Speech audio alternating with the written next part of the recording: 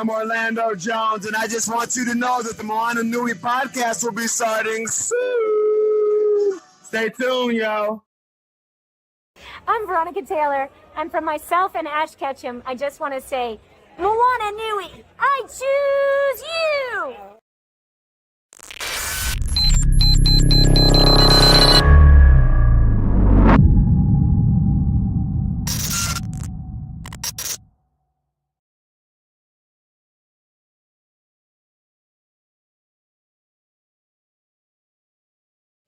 So our one warning for this panel, because Charles always has to tell me, this is the before 9 p.m. type. So we're PG-13 and no F-bombs, which is my favorite word. So. Oh, man. Okay. I know. I had a feeling, girlfriend. I saw your stuff and I was like, ooh, we're in trouble. This is a Christian Minecraft server. I know. This is a Christian Minecraft server, You have basically. no idea. So I won my first panel on the track years ago. I dropped it. Didn't know I couldn't. Nobody told me. 5 people from Tech Up stopped me in the hall and went, sorry. So I warned people. So I'm going to go ahead and get us started. Is there anything I'm supposed to read? Just a reminder about the charity for this year for DragonCon. That's right. Our charity is Open Hand, and there is a way for you to give money, but I don't know what it is, but we will figure that out. I have faith. I know there's a bucket in the other room, and I think there's a code you can text to as well. We're working on getting that up. Awesome. So we will hold your socks. We got 4 days. Leave a little, drink one less drink. Make it so somebody can eat. So that would be great. And DragonCon matches our donations dollar to dollar to a certain amount, and it's a sizable amount, so it's a good thing. So I'm Tara Burton. Welcome to the Amazing Women in Digital Media Volume 1. Volume 2 is tomorrow at 5:30. But I have to tell you a secret. I'm more excited about this one because I have a feeling these 3 ladies are going to give us some awesome tips, tricks, and stories. So I'm just completely ready. So I'm going to let them introduce themselves, and I'm going to let you start. Thank you. I'm the Opie Princess. I am a full-time content creator. My main medias are going to be on Twitch, YouTube, TikTok. I also do some very fan servicey type work as well. Cosplay, lots of gaming and, vlogs, as well as just chatting with my community. Yeah. Okay, my name is Hanako Ricks, and I am the creator and host of the Phantom Hybrid Podcast. We discuss a lot of pop culture and TV and film. We cover mostly fantasy, the MCU, and genre TV. I will also be a new writer for the Claire and Jamie website, which covers the Outlander series. Ooh. Nice. Hello, I am Dana Morgan. I am a cosplay event and con staff photographer. I'm also the executive producer and co-host of the Moana Nui Podcast. I am the line producer and graphic designer for the BOP with Karen, the Yellow Power Ranger Karen Ashley. And I do event planning and a whole lot more. And for the BOP, and you can catch that on Tuesdays on YouTube, Facebook, and Twitch. And then the Moana Nui Podcast is on Thursday evenings at 7 and 8:30 on Facebook, Twitter, Twitch, and YouTube. Awesome. And awesome is the appropriate word. I'm a child of the 80s, so I'm going to say that way too much, so I apologize now. My name is Tara Burton. I'm a professor over at Kennesaw State University. I teach social media, and if you're participating in the swag and stick, there might be some hanging about. They're emojis. And I do podcasting mostly. I do the geeky side and Geek Meets Social. I've written a book on social media, and I have a sci-fi romance that's out there that my father-in-law is reading, and that has me very scared. So the first question I want to ask you, ladies, is how did you get into digital media and why you chose to open up your lives to the world? Oh man. Okay, so it wasn't even something that I intended to monetize. I got into digital media. I mean, well, first of all, I'm a millennial, so that's always just been a big part of my life. But I had just moved to Atlanta, and I was kind of in a different place in my life where I'm trying to figure things out. It's a dark time, and I have a therapist who was telling me, hey, why don't you just get back into doing things that you really enjoy? I really loved gaming. And I had been here for a short time and just had been working so much trying to get settled. So I took some time to just, relax, do nothing but play games. And then a friend of mine was just like, hey, you're really good at that. Like playing games. Like, yeah, you should, just stream it. Just try it. So after the first stream, I kind of got comfortable and people really liked talking to me. They liked hearing me. I'm just being myself, cursing a lot and and playing games badly, but it's the reactions and just the community and the vibe in general. So that kind of just turned into being kind of a passion, and then monetizing it didn't actually, it was a thing, but it was something that happened after learning, I have real support. Like I curated a community. I was able to start a business. I have merch, all this stuff now. So it's like, yeah, this is different. And So it's your day job. It's not just what you do, it's what you do. yeah, this is my thing. I guest at cons. I model. I'm a model for Thunder Thighs. Those thigh highs for queen size legs. For queen size legs. Yeah. So it just turned out to be something that was more than a passion project, and now I get to do it full time. And my voice is trembling because it's like every time I think of it, it's like, oh my god, this is a thing, and now you're here. Yeah. Oh my god, this is live. I'm kidding. So yeah, it's been a real blessing. Okay, so I am Gen X, so things are a little bit different for me. Digital media is it's still that new thing, and it feels weird to be the person to say, oh yeah, what the kids are doing. Yeah.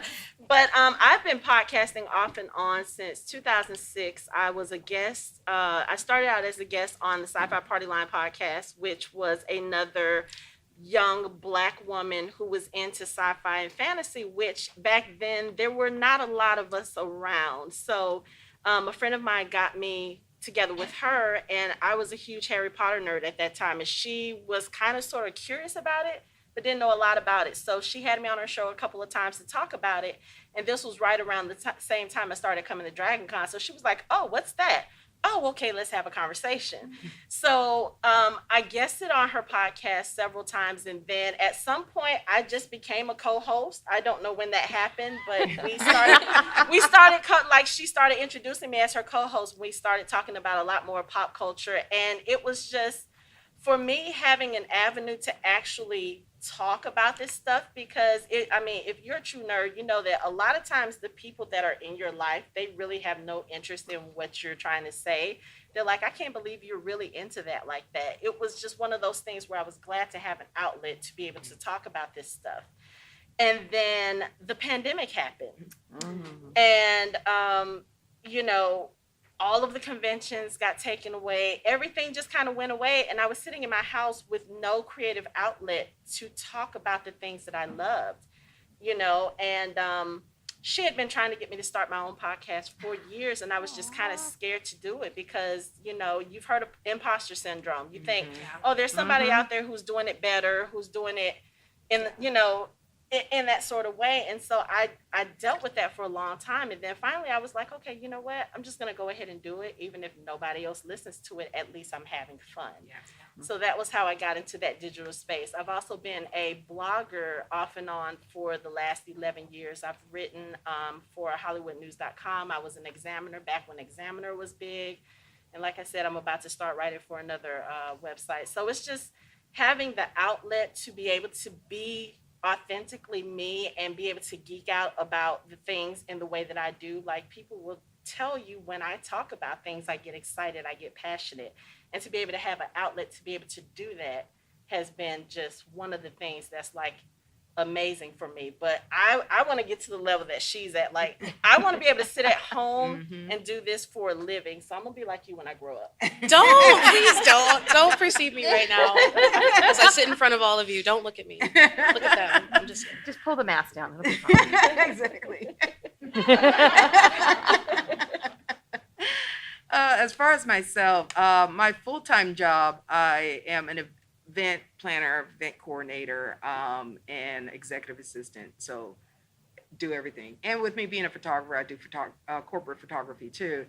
And of course, with my company, it's global. I was used to doing, looking at ways to elevate content that we could stream to employees no matter where they are, they can see it. And end up being my co-host for the Moana Nui Podcast. I invited her to a December community event that we did for the community, and it was focused on children that are in shelters and things like that, to kind of give them a day to just have fun and not think about it. And little did they realize every employee sponsored them. So at Christmas, they had Christmas gifts from Santa. So when she saw that, she was like, hey, I'm starting this show.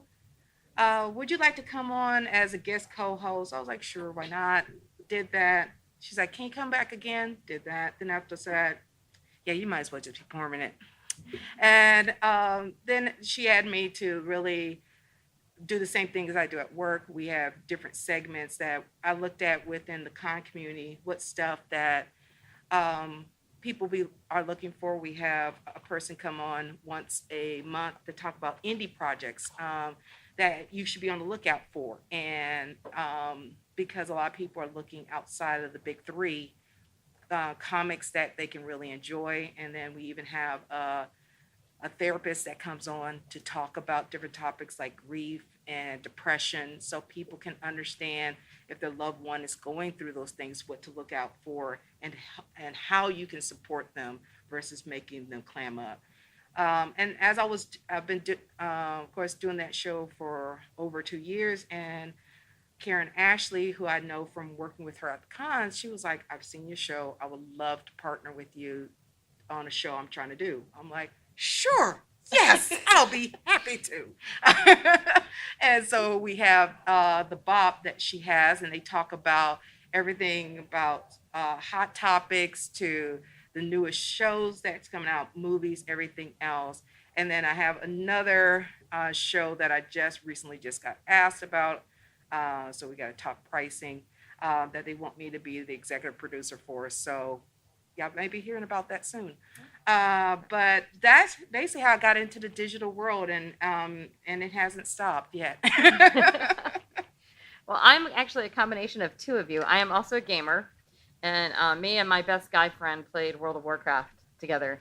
And none of our friends understood the things that were coming out of our mouth when we would talk about it. So we just decided to have a podcast where we could talk all we wanted about it. And so that's what got me started over 15, 16 years ago. I've been teaching and talking about blogs and podcasts for 2 decades now. So, but gaming, it seems to be a gateway drug into podcasting for many of us, or streaming, which I'm a Gen Xer as well. And I don't know about you, but camera, I'm still not over that.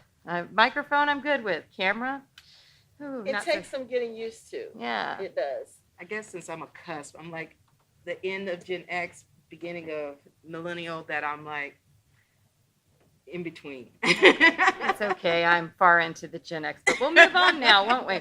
So as women, and particularly you ladies as women of color, what are some of the biggest challenges that you've had in digital media in terms of either expectations or stereotypes or just mountains that you've had to climb to be successful? And we're going to start at that end this time. The one thing I have found doing digital media, even on the photography side, because as a photographer, I always look for the people that most of the photographers are walking past when they're getting pictures during the con. I'm going for the little kid that is wearing their first cosplay, this shy little girl that may be plus size, but put a lot of work. You could tell it put a lot of work in that cosplay, but no one's taking their picture. It's one of those that I'd like to get the unseen seen. And the Moana Nui Podcast, we focus on giving a platform for those that typically don't have a platform.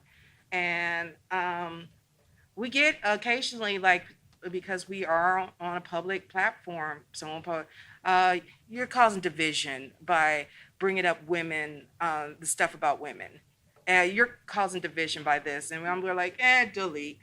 Yeah. But, it's mainly that. And then, of course, you hear the, well, if you're going to focus on, women cosplayers and call this for, Black Fae Day or something like that, then what about a white Fae Day or a men's Fae Day? And it's like, it's already out there. Guys, you have 90% of the comics and every character out there. Let women have their time. So that's mainly what I hear. It's a lot of people that are comfortable in the norms, and anybody that stretches outside those norms and bring it to the public eye, we see with the trolls online, the keyboard warriors that are very brave behind a keyboard, but not in your face. So I wish one would. That's what I'm saying. I think for us, because we do a lot of discussion and recaps of a lot of popular cultural TV and film, most of those things are still dominated by white audiences and by white characters and actors. And so when we discuss a lot of that, sometimes we do have to try to bring a different perspective to it, because everyone on my podcast is African American. And we look at things that other people may not look at. Like, if you're a white person, you don't know what my Black experience is, or even for me as a biracial person, you don't know what my experience is. And so sometimes we do bring that into the podcast or into our discussions, and you always have someone who gets offended by the things that we bring up. And the thing that we want people to understand is that once these things are seen as normal and they don't have to be focused on or brought up, that's the only time that we will feel like we are also part of the conversation and we are part of the space. But until then, when it's still made a big deal that such and such got cast as the first Black actor in such something, this person is the first Black nominee for this award, why are we still having first minority anything in 2022? And that's not just for Black people, that's for LGBTQ as well. Why are we still doing first in 2022? So I think that's one of the biggest obstacles that we get, because people don't like to hear us use our quote minority voices to talk about things in larger spaces. And it's just one of those things where we are unapologetically Black, and we talk about it on our show. And we just, it's not anything that we're doing to divide people, but there are other opinions out there other than our term, the white male patriarchy. And sometimes people need to hear that. So. Snaps. Yes. I would say that some of the biggest hurdles that I've faced being plus size, being queer, being Black and a woman would have to just be, the trolls and everything. But sometimes I want to be in a space and not be perceived and just be like, okay, recognize me as a gamer, recognize me as a fan of something, and not as all of these other labels too. Like, when I want to bring it up, I'll bring it up, but also I want you to respect the fact that I am here on this subject and this matter, doing this for my community, for content, whatever it is. And this is just a fun time. Not everything has to be politicized. My Blackness, my fatness, it doesn't have to be a statement unless I actually want to make it a statement. Between that, and then there are also moments where I don't think that people will focus on the subject if I'm trying to promote something. What was it? I did a partnership. I got sponsored by Epic Games to play Fortnite. And one of the things that ended up happening was, okay, they were trying to have you not sexualize the characters because they brought, Goku and Vegeta and all that into the game. And it's just like, hey guys, can we just focus on this thing? And it's like the perfect example of, hey, I don't want to be sexualized all the time. When I put this bunny suit on, and I'm shaking my rear end and everything. I'm saying it like that because, I sound like an older person, but I'm doing all this stuff. That's when I want to be perceived. So yeah, between that and just being plus size, it's just I really just strive to be, what do you call it? Not a role model. I don't want to be a role model. I curse too much. Not role that. Models can curse. I just want to say that. Just not on this panel. Just not on this panel. Yeah. I don't know. I want to be a voice when I want to be a voice. That's basically it. I think that's the hardest thing probably for you, since this is like what you do as your day job, to be able to just be you sometimes. Yeah, it's like Opie is, okay, I am Opie, but Opie isn't me, if that makes sense. Yeah. Yes, it's such a hard distinction. The first panel I was ever on for digital media, it was me and 4 white guys. And I just want to say how much we've changed and how much DragonCon has changed. And it's just beautiful from my point of view to see the rainbow that we have. So I'm glad that y'all are fighting for that table and to make your voices heard.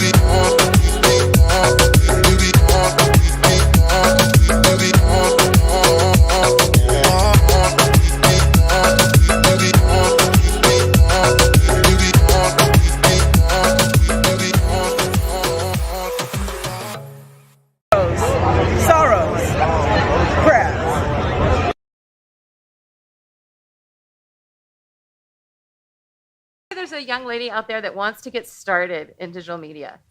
Where would you tell her to start, or where would you tell her to go? Oh, and you started that question with I me? know, it's unfair. But I have faith in you, my Gen X companion. Well, for me, it was interesting because as a podcaster, we're used to like just certain things, like me having to learn this new digital space and, the streaming and the live, going live and all of this stuff, it can be very overwhelming, especially if you are older or if you are Gen X, because a lot of the stuff that, it's so weird because, as kids, we always heard our parents talk about how the stuff that we did didn't make sense and made perfect sense to us. And now it's weird being on the other end of that. Because I look at certain things like Snapchat and TikTok, and sometimes I'm like, why do we even need those? It's only a few seconds long. But you see that those few seconds can have an impact with people in a very short amount of time. But as far as someone getting started, I would tell them that they need to do the research, because there's so much digital media out there, and everything is not for everybody. So they need to know their level of comfort. And, like you said, we put our lives online for the world to see, whether we're doing it under an alias or whether we're presenting our own self. But people need to be comfortable with what they put out there. So I would say that they need to do their research. If you just want people to hear your voice, start with something like Spotify and just kind of go out from there, because Spotify is pretty much everywhere now.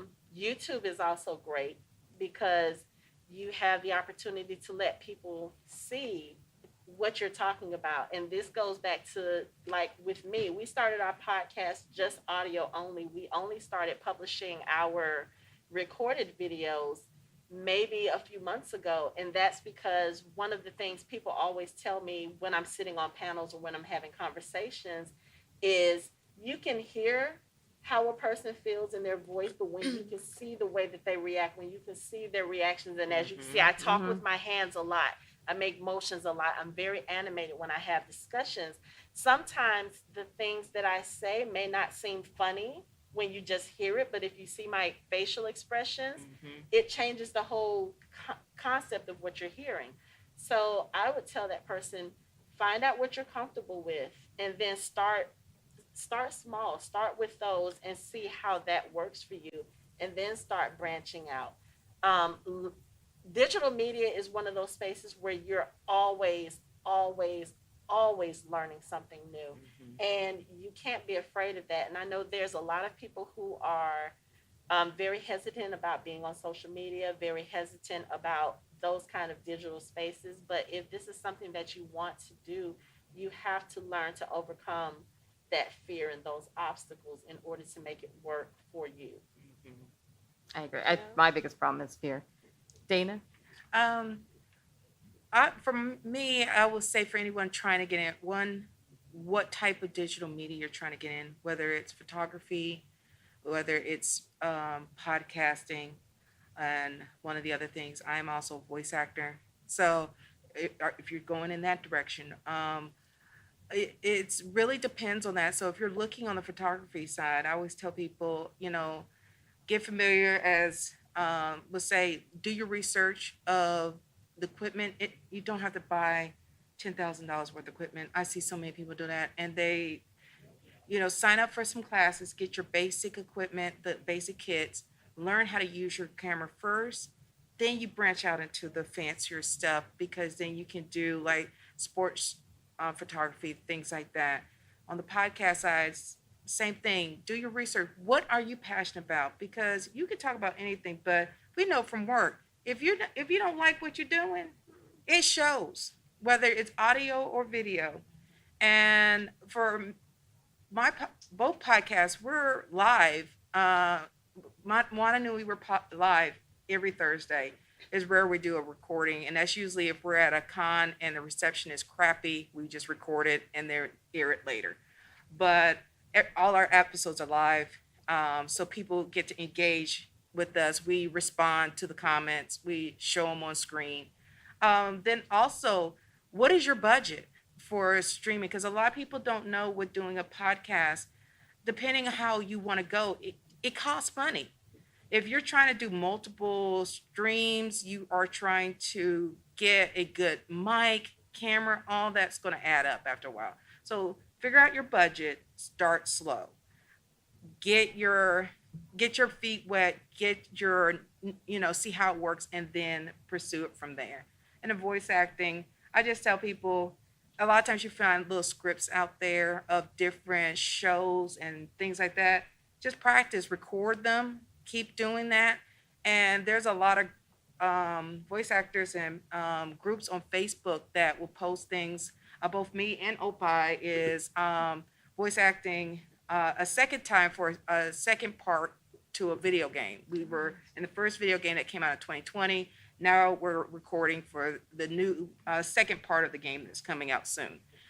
So you'll see that, you let them know you're interested, you send in your demo of what they're asking for, and give it a shot. Of course, you're not going to get everything, but the more you practice, the more you hone your skills, you can, find those opportunities to be able to do that. So that's my advice. Oh gosh, those are some really great answers. Like, it's all prevalent, like regardless of the media. You don't have to get the best equipment off rip. Research, obviously, Google, YouTube. Just ask your friend group. You'd be surprised. Yes. Like, a lot of people are friends with others on Facebook, and they don't even know them like that. If you make a post and like, hey, does anybody know about this? People will come out the woodwork, and they'll actually have information too. So some people in your circle, in terms of streaming and everything, just get your feet wet. Do something that you want to do. Play a game you want to play first.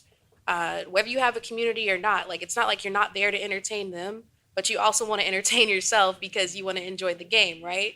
And just go from there. Like, I didn't get a computer to actually stream on until this year. I had been playing on PlayStation. I've been a streamer for 5 years, right? streaming on PlayStation for 4 out of 5 years, and this is the first time that I'm able to actually stream on a desktop. Before that, it was a laptop. Like, I slowly built my way up, and I was like moving furniture around, jerry rigging like PlayStation cameras on boxes on boxes. Like, bro, I was hungry though. I wanted this. It was also awesome. just like a fun thing to do in my spare time. And like, as my community grew, I just felt like, okay, maybe I can do a little bit more. Maybe I can like make my budget a little bit bigger, like Dana was saying too. In terms of like voice acting, definitely just look around, be on the lookout, scripts. I hate saying, oh, just Google it, because people like, Google what? Sorry. Like, Google how? Google how? There's like a right way to Google. There's a right way to Google and a wrong way to Google, Yes. but like also the Facebook groups too. I'm embarrassed. No, you're good. No, you're fine. You did awesome. I'll censor you. But like just looking stuff up in terms of modeling and like getting into like cosplay and getting into, because it is a form of, you know, media and everything and posting that stuff. There are cons that'll have applications on their websites for people that want to be guests, not just cons that are people or applications for people that want to be volunteers. Look that stuff up. And same with, you know, social media, you can reach out to the page and ask them like, hey, are you guys looking for models? Are you guys looking for this? Are you looking for brand ambassadors? Whatever it is. And they'll give you the information. They'll give you the Google form, ask for like measurements or whatever they need just to see if they can like fit you in. You just got to do the footwork. Mm-hmm. It seems like it's intuitive, but sometimes it really isn't, because, you know, you have to kind of go extra sleuth stalker mode to figure out how to get around all these avenues and find the right resources or the people you need to connect with. So yeah. I think connections. By the way, we have a Discord server with the digital media track, which I don't know off the top of my head, but I will drop it on our social media on Facebook and Instagram. Please follow. Guess who's doing the social media this year?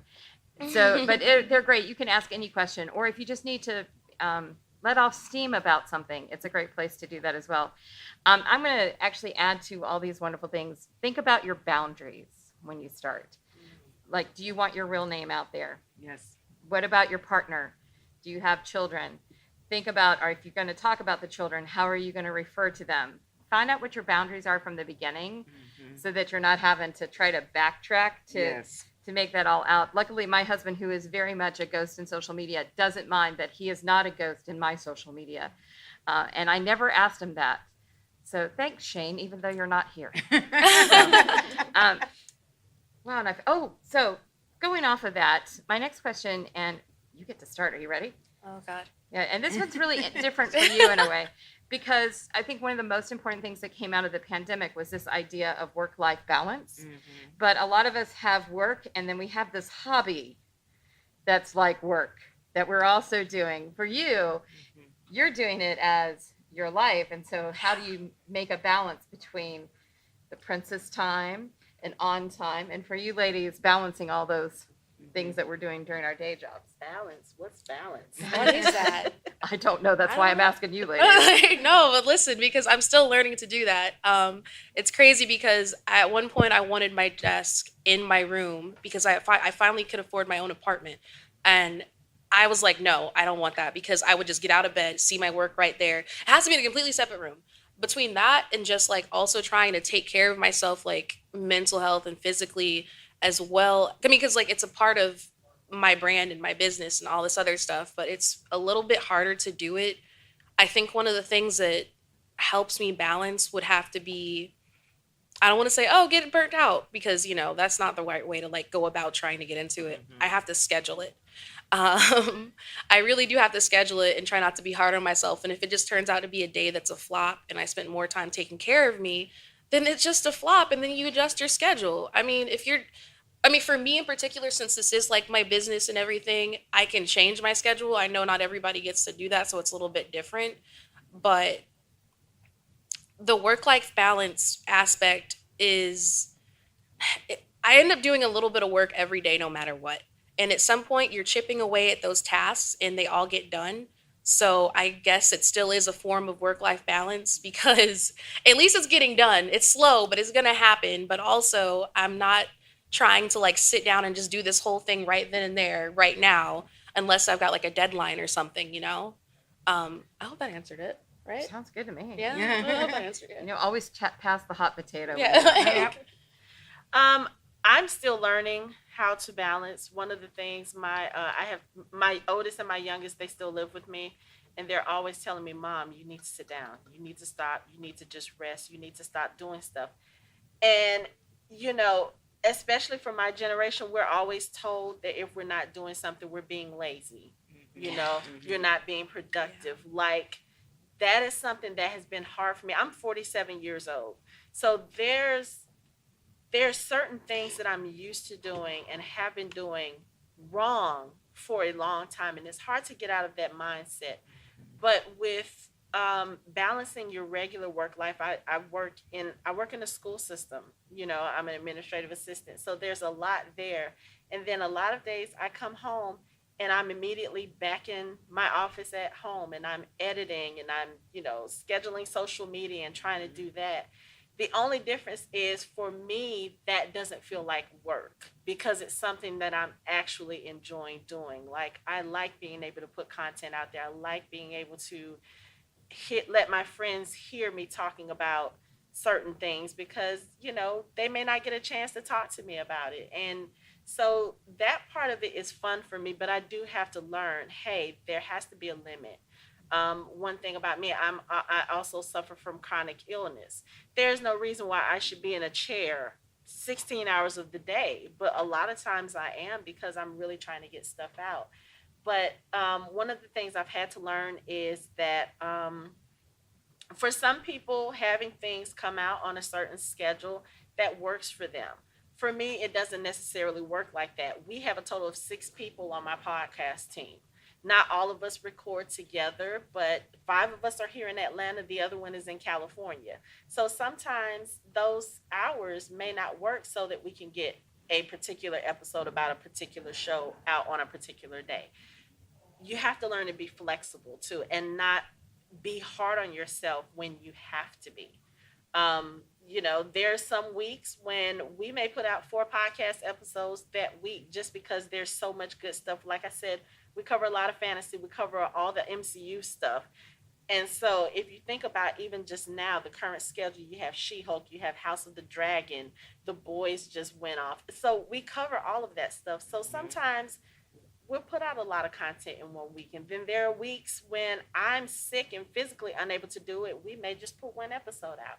You have to be okay with that. And then also you have to know that your audience will be okay with that too. Because if you overwork yourself to the point where you're not able to produce the content, then what was the point? So it's just trying to figure out what works best for you, and then also not being hard on yourself when you're not able to do what you want to do. Okay. As far as myself, I'm, like I said, my full-time job is in the corporate world, and then I have my other world. In the corporate world, it is highly known, work-life balance is a false narrative. Now, we go by more, and I go by it also at home, is a flex schedule. You flex your schedule accordingly, but at the same time, very cautious of your mental and physical health and things like that. So it's one of those, and all my friends know, if it is not on the calendar for me, it is not happening. I will have people like, hey, I would love for you to be a guest on my podcast tonight. I am sorry right now. I do not have availability on my calendar. But please send me an email, and we will look at the calendar and schedule accordingly. But it's one of those that you have, and I tell people the biggest part is learning, putting your strength in your no's. Because a lot of people, it's like, oh, because this is my friend, this is someone I know from the con, they need my help. And we push back our line further and further and further and further, that to the point that we're asking ourselves why we're so exhausted. So you have to be firm with your no. If you know this is supposed to be your time that you are supposed to spend with your family, supposed to go on vacation, give that no. It's like, unless they're about to pay you some mega million money and asking you to take your time, you only have you. And unless those people are going to help take care of you when you're down, you're sick, you're hurting, don't, just flex your schedule according to you and how you feel and everything. Because it, just like was said before, you don't have to have it as, you may be one that likes set schedules and that works with your flex, but then you may have to adjust based on your health, your family, and everything else. Just be willing to flex, because a lot of people, they're very uncomfortable with flexing. I wrote it down. I thought it was so cool you said that. That strength in your nose. So for me, the biggest thing has been, I would always have a to-do list, and my to-do was always at the bottom, like record my podcast. Mm-hmm. And one day I went, okay, this does not work for me anymore. I have to make me a priority. Yes. And that's helped me find work-life balance. And not that I have it, because I'm a teacher. Teacher never has work-life balance. But at least now I'm like, okay, did I do what feeds my soul, and making sure that I make that a priority? Mm-hmm. Yes. I'm a firm believer in a to-do list. Oh, listen, my whiteboard calendar stays busy.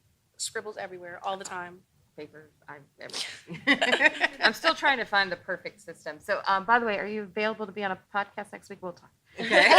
All of you are going to get emails from me. You can ignore me, and that's perfectly fine.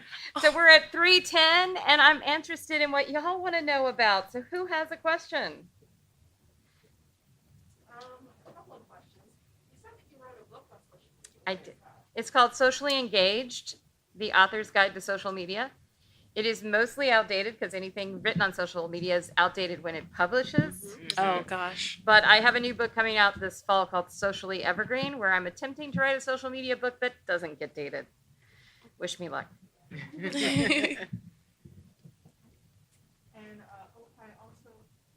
Oh, there's Oh, and cool, we have Mike. a mic. We have a Yay. mic. If you're not comfortable with a mic, shout it out. We'll repeat it. I like it. I don't project. And Opie, kind of a little bit divergent, but you said that you had merch. If you want to just give a brief synopsis, how did you go about getting that? Like being able to set it up?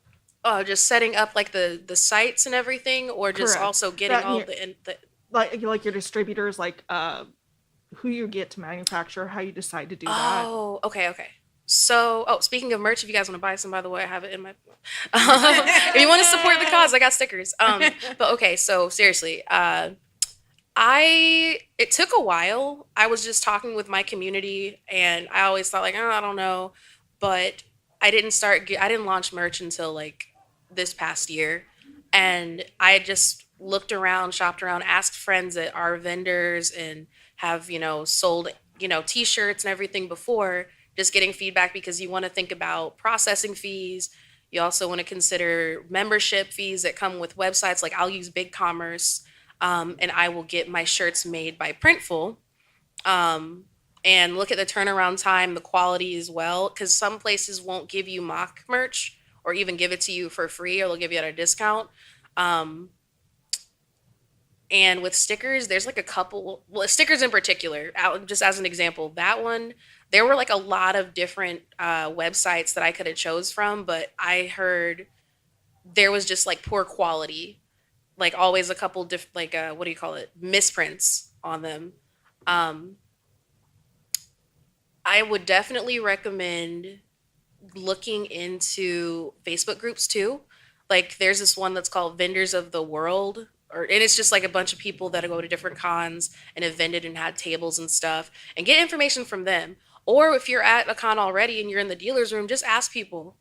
Ask them in their face, like, hey, where'd you get this printed off of? Like one person, I was a guest at Queen City last month or the month before last, and I was just walking around looking at other people's booths, and one person had gotten a pack of shirts from Shein, and they got their own printer at home or like somewhere else, and just put the logos and everything on themselves. And like designing wise, Canva. You can do Canva, or you can commission somebody. And like when you commission, it'll just depend on the pricing. There are also some artists that'll have like commercial fees too if you plan on selling merch. So there'll be like a % increase too to consider. But yeah. I think it's a really big jump, but it's one that can make a difference in terms of affording to be able to do what we do. Oh my God, yeah, like that's a big commitment, because also you got to consider if you're going to have someone ship it for you, or if you're going to ship it, figure out if you want to do a flat rate or not, if it's going to be like by weight or anything. It's a lot of stuff. It's not for the faint of heart being a business owner. It's definitely not. Like, you got to ease into that. Pick one thing, get one item that you want to sell, see how it does, go from there. Yes. Yeah.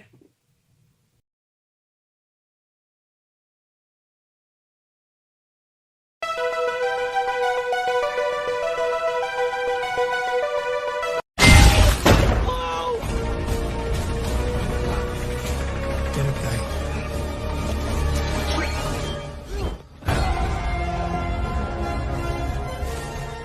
What the shit?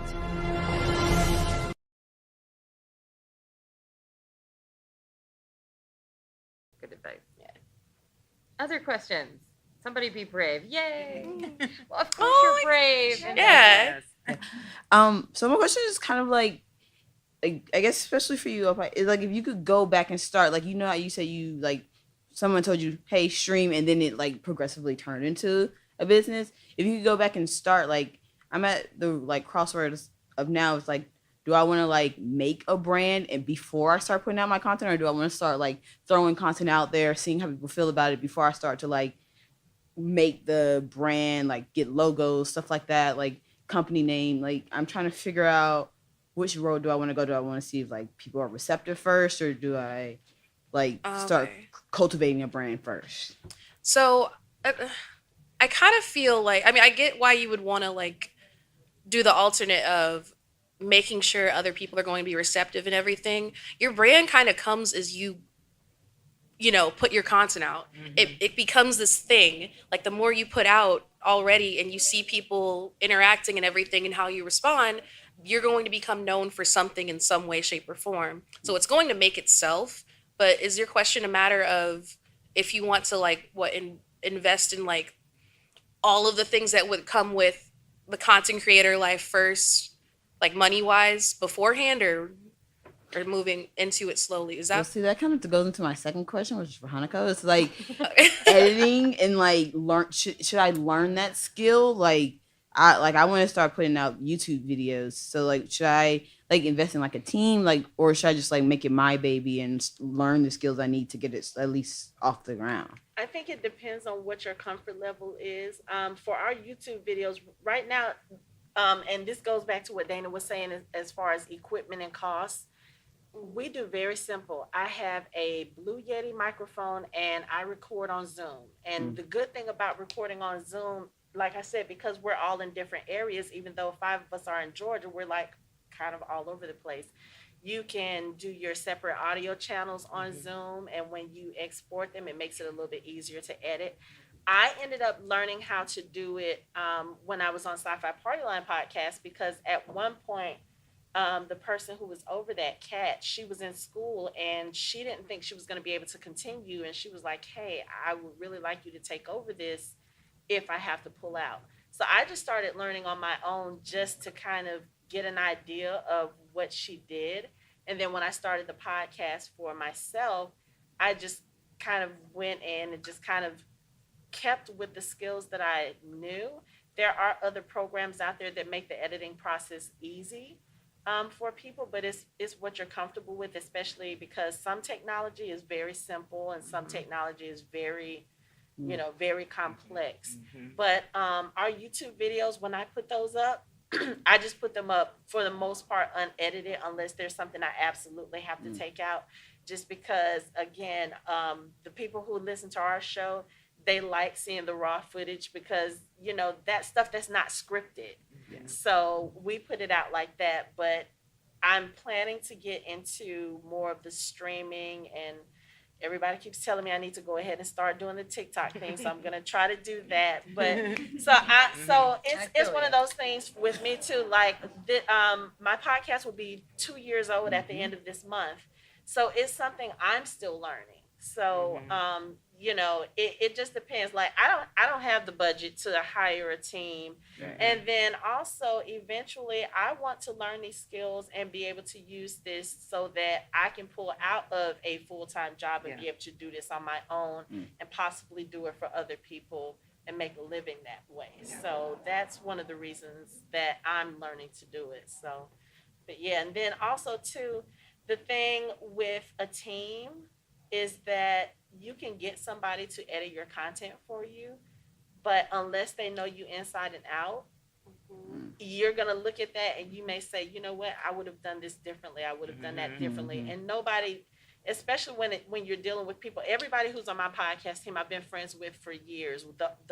There's one on there, I've been friends with him for 30 years. So it's just a matter of trusting other people with your team and presenting you and your team the way that you want to be presented.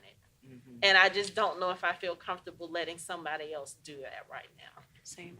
Now, as far as for both of your questions, your first question, I'm putting my little legal hat on too.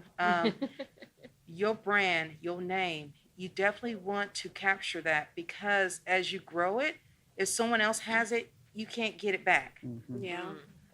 So if you are planning, you have the thinking about expanding beyond that, having a website, whatever, go ahead and capture that. Yeah. You see that with corporations, you see that with all kind of businesses, because if someone captures that website address, you can't get it unless they decide to sell it for you, and you have to pay the price they wanted you to buy it for.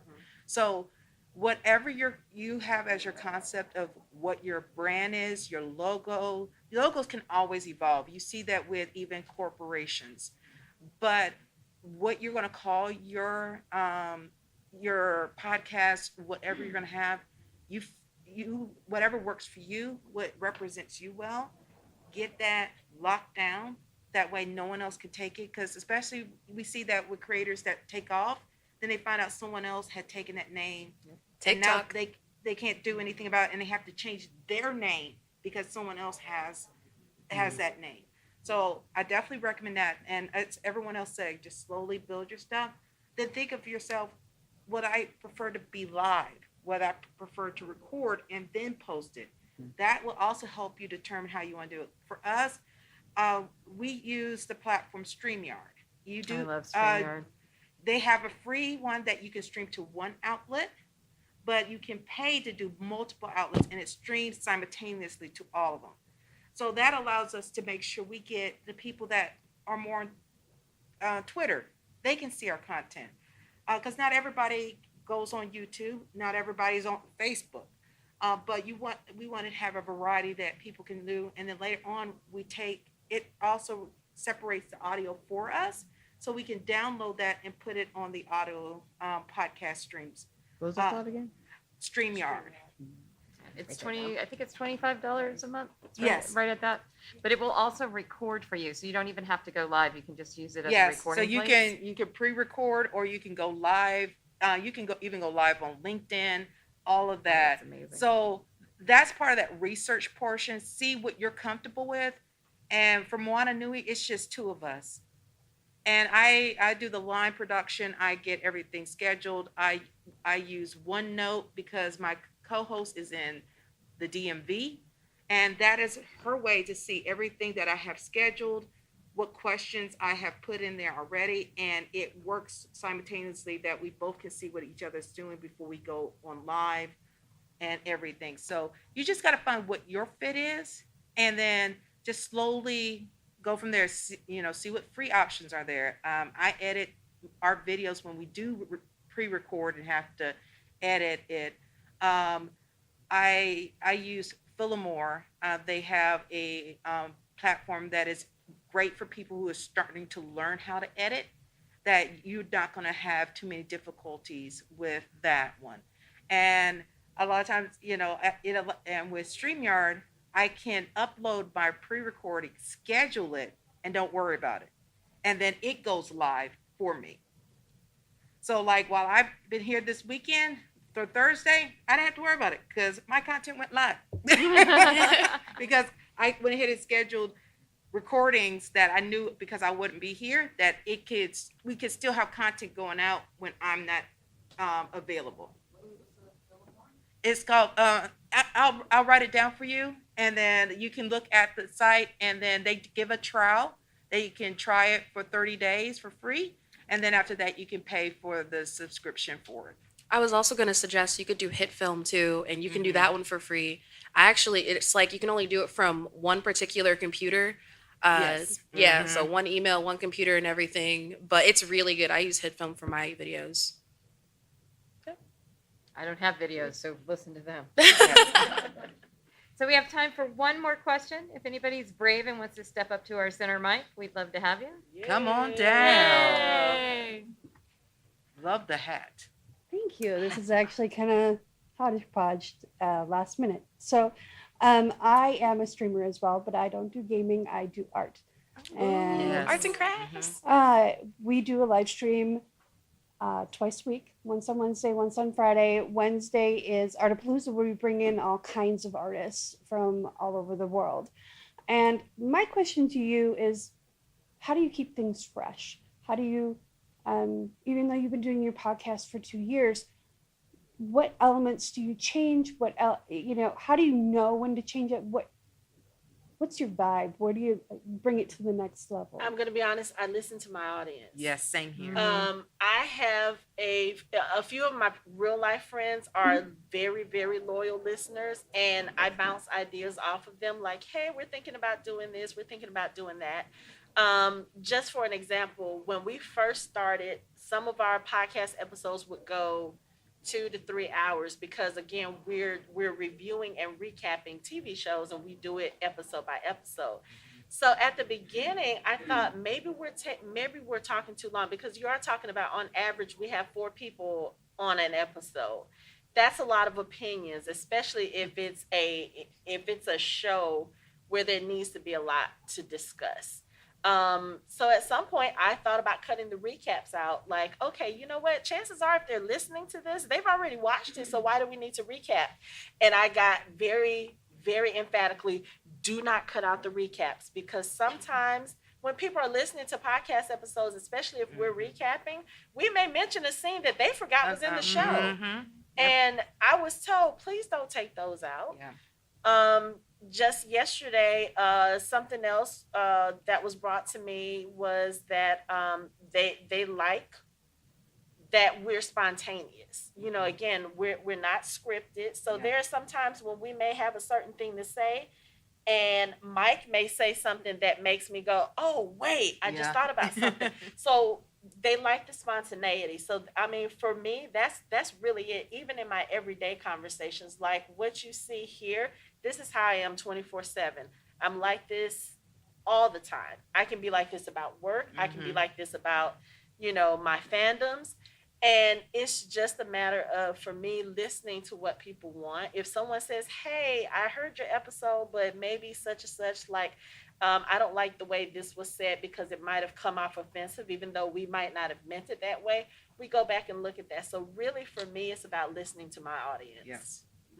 I definitely agree about definitely listening to your audience, because we make sure at least twice a year we poll our audience. Like, what things would you like to hear? What things you like?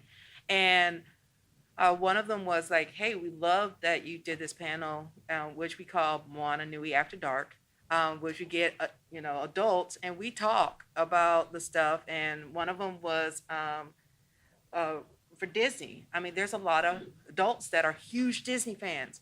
And they were like, we love this to be a recurring thing. So we started making it a recurring thing and asking those panelists to come back and just discuss. And we get into the deep of it. I mean, we've done Encanto, we Turning Red, all that. But the audience wanted to hear more of that. But then at the same time, they also let us know, hey, we would love to have some development stuff so I can know how to better me, not only as getting into the work field, but also into my own business. So we partnered up with Capwa, which is a nonprofit that is focused on professional development for women. And they come on each month with a panel of professionals that help answer the questions of people from the audience. So last week we had them talking about individual development, and they gave a whole segment on how to ask for a raise. And it was like, people were like, okay, so my boss is like this. And then they're like, okay, here we go.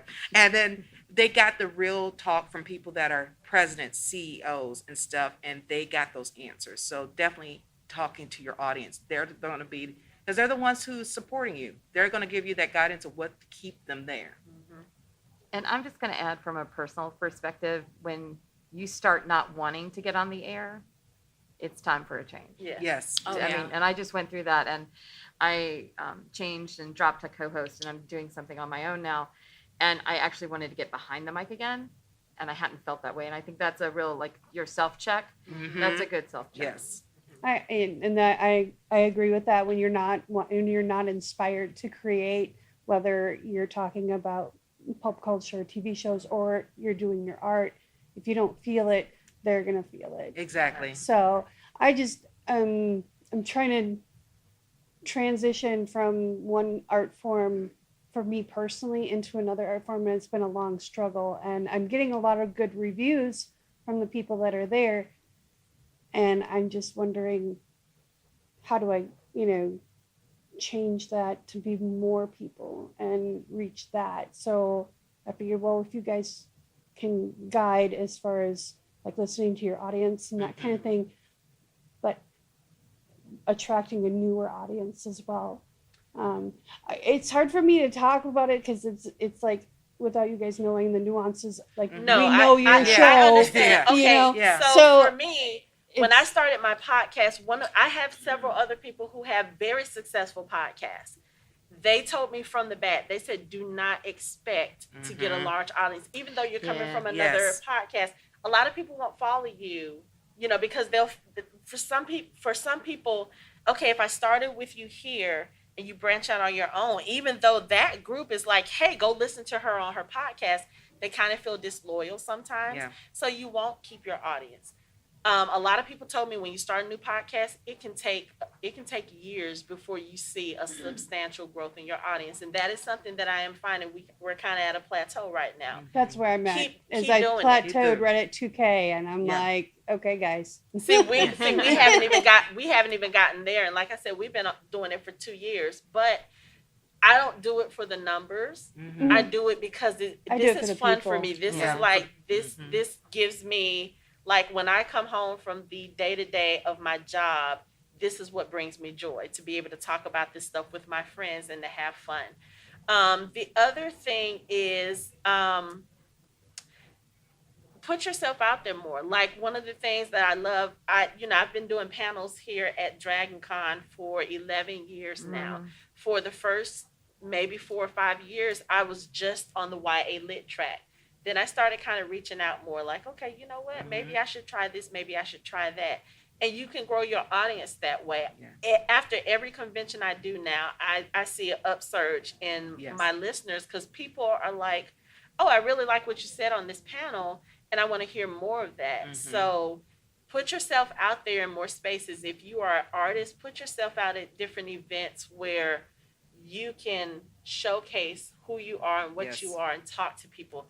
Networking is very important because you know what? Somebody in this audience may not want to listen to a pop culture podcast, but they may have a friend who's looking for a new pop culture podcast and they can pass that information along. So just always put yourself out there and just look for different ways to kind of, show who you are. Yes. Everything that she was saying, but then also use social media to help you. A lot of people will use less than 1 minute clips from their shows to put on TikTok.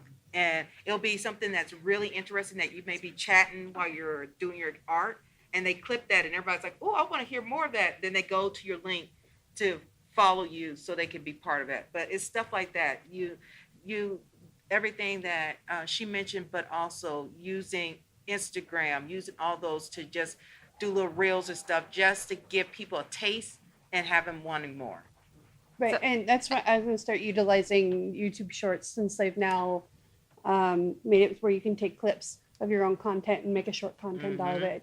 So that's what I'm going to start doing after I get home from here. That's what I have to start doing too. Like people are telling me, you need to put your stuff on TikTok. I'm like, well, I just started a new job, and so I had to get everybody ready before I left, because I'm the only one that does my job. So I was busy doing that. So yeah, it's just now Thank you I'll so do that. So thank you for your information. I appreciate you. And feel free to come up and talk, but we are 2 minutes over. So before somebody comes in here with a cattle prod and prods me, which I'm not taking that for the team, ladies. So I'm gonna let my favorite princess here start off. You're gonna tell everybody where they can find you next, where you are, and all that kind of good stuff. All right, so next on my big adventure, we got accepted to TwitchCon. So I will be going there with my friend Yarn Goddess Cosplay and vending. So I'm pretty lucky to get the chance to do this because it's only my third time being a vendor. That's fabulous. Do you want socials or? Yes, tell these people where to find you. Okay, so you can find me on Facebook, Instagram, TikTok, YouTube, Twitter at the Opie Princess. Yeah. Awesome branding. Awesome. So you can find me online. I am at fandomhybrid.com. That is our podcast. On all our social medias, we are at Fandom Hybrid. Here at DragonCon, I will be doing the Discovery of Witches panel later on this evening. But you can also find my full schedule for the convention on my social media. Panel-wise, once DragonCon is over, I will be at the Conjuration Con here in Atlanta in November. I will be doing a few panels there as well. For myself, I have a panel later today at 5:30 p.m. for Producer's Guide to Digital Media. So I will be part of that panel. So please come and check us out later on today. I also have a couple virtual panels that is going on through the Diversity and Speculative Fiction track that they have going on. That's streaming through their Facebook, Twitch, Twitter, and YouTube also. Let's see, for the next thing, of course, I said I do photography staff, so our next con will be Anime Week in Atlanta. So I'm a staff photographer for there since 2016. And then after that, I will be in November in Orlando for Ranger Stop Orlando. For those that are Power Ranger fans and pop culture fans. Nice. I will be there Ranger Stop Live. So we'll be streaming live through Ranger Stop's social medias that you get to see interviews with several of the guests and stuff. So I'll be down there in November streaming live. And then, of course, you can, if you're interested in photography and my photography side, you can find me as Danique, DANIQUE events on Facebook, Instagram, TikTok, Twitter, and Moana Nui, Moana, like in the movie, Nui is NUI podcast on all platforms. And then the BOP, that's BOP, with, like I said, the show with Karen Ashley. You can follow us on the different social medias there too to keep up to date on those episodes with Karen and her co-host. So that's how you can find me. And I'm Tyra Burton, and you can find me at tyraburton.com. I do the geeky side and Geek Meets Social, and I only agreed to marry my husband because I could get my website name. I was really I told him the day I really committed to him was the day I let my former maiden name URL go.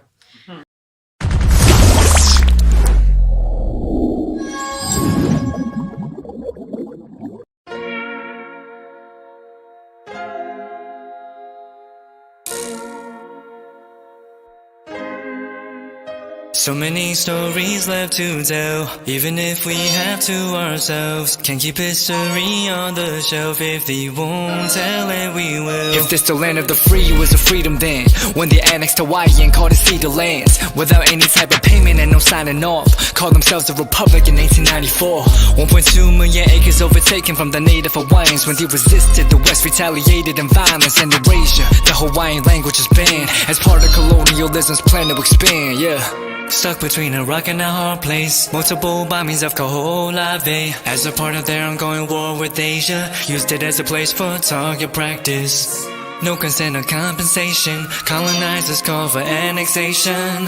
No work out for all the locals, school will never let you know. So many stories left to tell, even if we have to ourselves. Can keep history on the shelf. If we won't tell it, we will. Too many stories left to tell, even if we have to ourselves. Can keep history on the shelf. If we won't tell it, we will. We will. So if we put Hawaii in a perspective, well, Black and Asian history is interconnected. Considering the fight with the Pacific, then of course versus Asia, he was treated as a middleman for war, but didn't let the Western colorism run its course. Cause dark skin was a sign of dignity to core. The land was taken in the name of capitalism, when prior to it was an actual kingdom. Clap back at the system. Stuck between a rock and a hard place. Multiple bombings of Kaho'olawe. As a part of their ongoing war with Asia, used it as a place for target practice.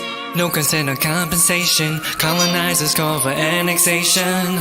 No work out for all the locals, school will never let you know. So many stories left to tell, even if we have to ourselves. Can keep history on the shelf. If we won't tell it, we will. Too many stories left to tell, even if we have to ourselves. Can keep history on the shelf. If we won't tell it, we will. So many stories left to tell, even if we have to ourselves. Can keep history on the shelf. If we won't tell it, we will. Too many stories left to tell, even if we have to ourselves. Can keep history on the shelf. If we won't tell it, we will. We will.